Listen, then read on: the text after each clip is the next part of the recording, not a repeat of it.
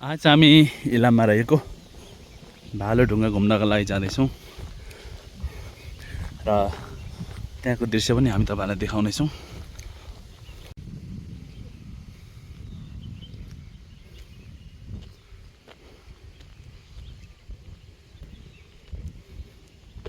यो चाहिँ इलाममा रहेको इलाम चियाबारी।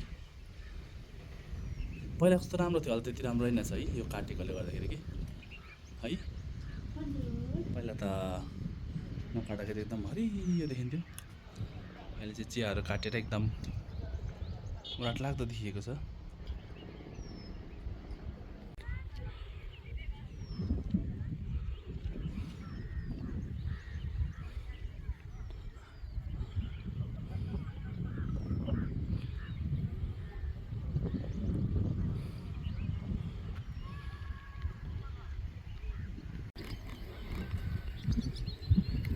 यसलाई चाहिँ के फुल भन्छ एकदमै थाहा भएन, तर यो चाहिँ इलाममा फुलेको रहेछ। एकदमै सुन्दर फुल रहेको छ।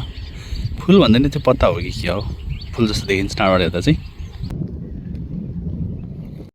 यो चाहिँ एकदम सुन्दर मूर्ति रहेको छ। यसलाई चाहिँ बनकाला र बनकाली भनेर भन्ने गरिन्छ यहाँ चाहिँ।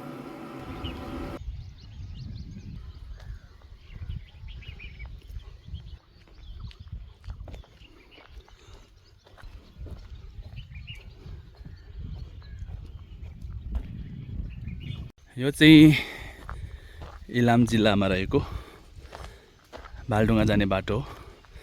इलाम सदरमुकामबाट थोरै मात्रै टाढा, लगभग यहाँ पुग्नको लागि चाहिँ तपाईलाई हिँडेर 1 घन्टा अथवा 45 मिनट जति लाग्छ। र यो चाहिँ भालढुङ्गा जाने बाटो हो। इलाम बजारबाट थोरै माथि चियाबारी हुँदै तपाईँ भालढुङ्गा पुग्न सक्नुहुन्छ।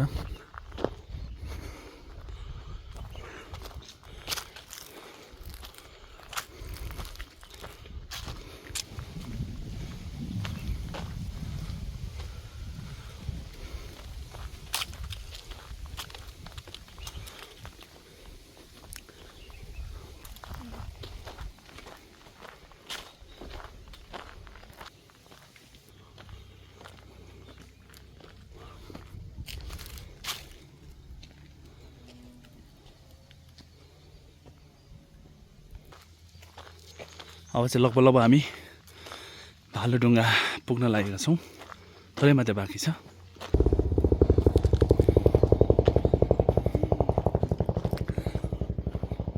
यहाँ चाहिँ 2टा बाटो रहेको छ, एउटा माथिबाट एउटा तलबाट।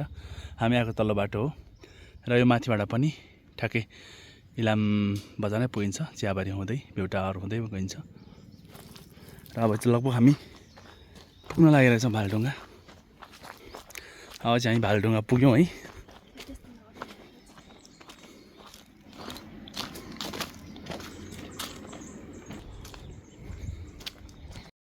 र यहाँ चाहिँ प्रवेश गर्नको लागि प्रति व्यक्ति टिकट रु 20 लिन्छ।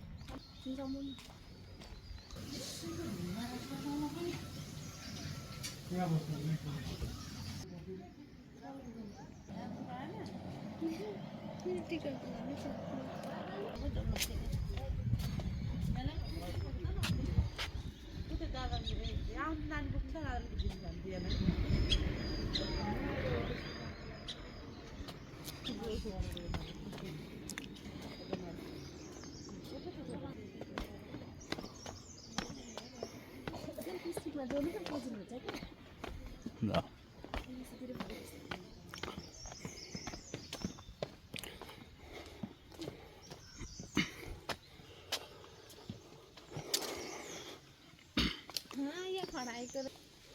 यो चाहिँ भालढुङ्गा हो है, यसलाई चाहिँ भालढुङ्गा भन्छ।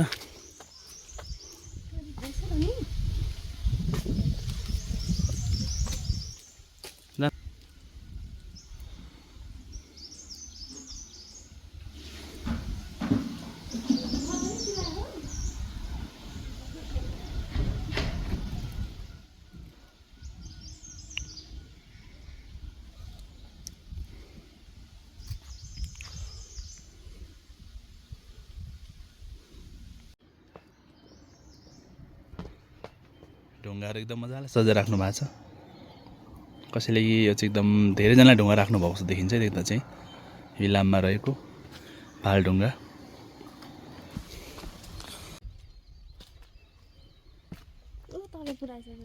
भालुढुङ्गा भन्छ भन्न चाहिँ भालु चाहिँ छैन होला होइन, नक्सा मात्रै हो, रियल भालु त होइन होला नि होइन।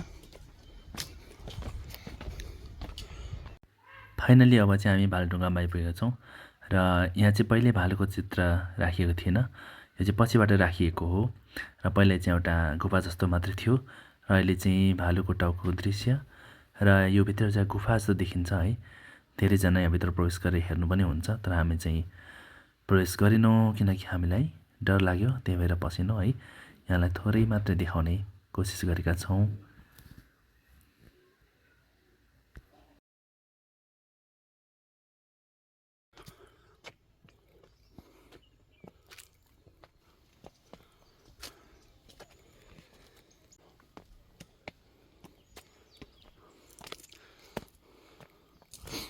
भालुढुङ्गा पहिला पहिला म भालु भन्दाखेरि साँच्चैकै भालु पाउँछ होला जस्तो लाग्थ्यो नि, त होइन रहेछ।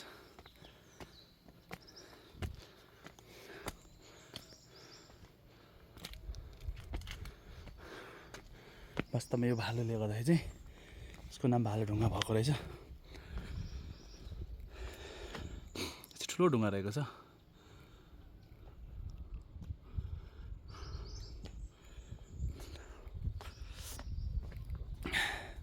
यहाँदेखि उन्दो जाने बाटो पनि रहेको छ एउटा ऊ परतिर, खै त्यहाँ चाहिँ अर्कै के ढुङ्गा छ है के भन्छ, मलाई पनि त्यति थाहा भएन। त्यही बाटो चाहिँ उतै गएको छ। यो भित्रको दृश्यहरू देख्न सक्नुहुन्छ तपाईँहरूले। यहाँ चाहिँ केही छैन, यहाँ चाहिँ एउटा दुलो छ भित्र है। यहाँ त मान्छेहरू जानुहुन्छ है, तर मलाई जान डर लाग्यो।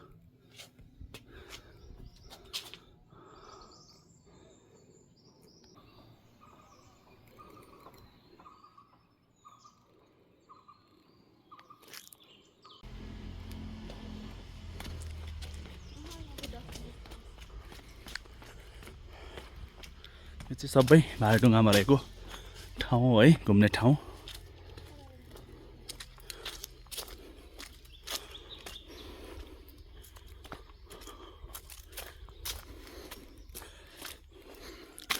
यहाँ चाहिँ गरुडले सर्प समातेको जस्तो देखिन्छ है।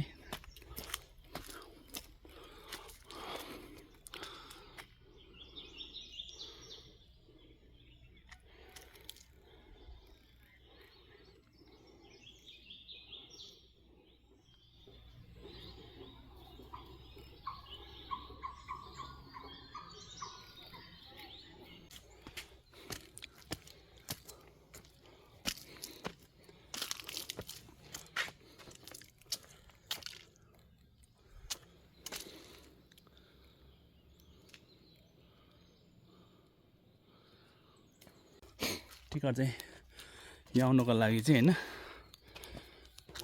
टिकट 20 रुपियाँ पर पर्सन तिर्नुपर्छ है।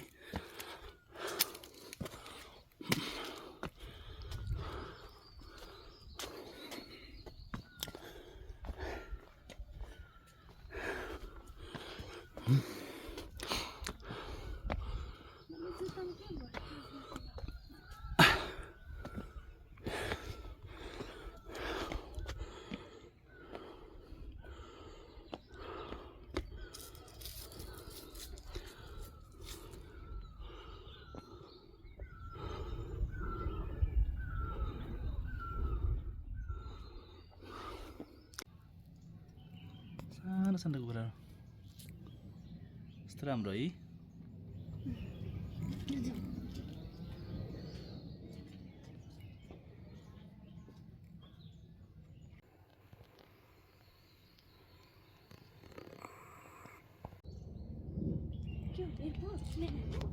एकदम सुन घाम डुबेको है।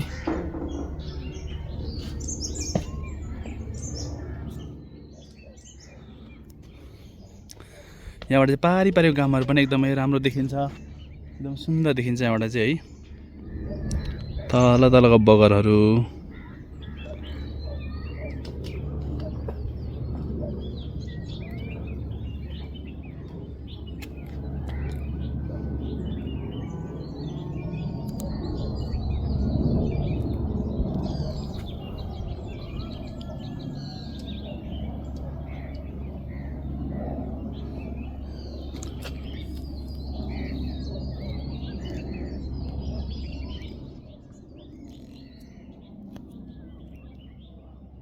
फाइनली हामी चाहिँ भालुढुङ्गा घुमेर पनि फर्किँदैछौँ है।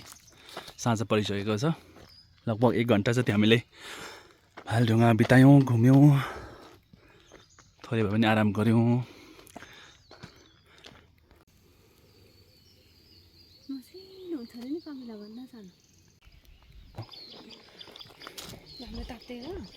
हजुर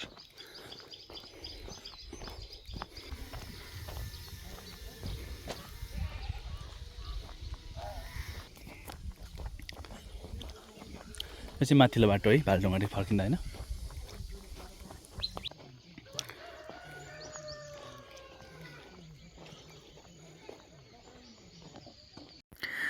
आजको भिडियो यहाँलाई कस्तो लाग्यो? राम्रो लाग्यो भने लाइक गरिदिनु होला, सेयर गरिदिनु होला।